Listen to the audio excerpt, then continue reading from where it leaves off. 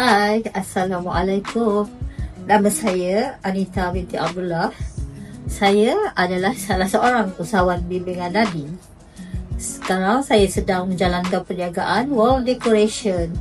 Selain itu, saya juga mengeluarkan produk minyak wangi yang berjenama Iman Dani.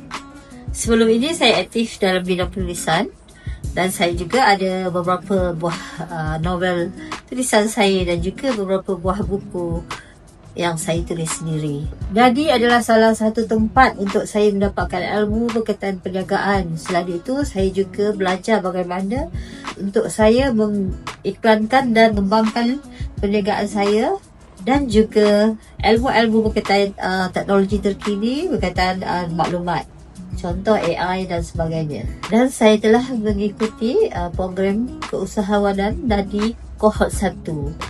Saya juga telah dicalonkan sebagai peserta Nadi Keusahawanan Bootcamp 2025 pada bulan Mei yang lalu. Terima kasih kepada Nadi kerana memberi saya banyak peluang dan ilmu.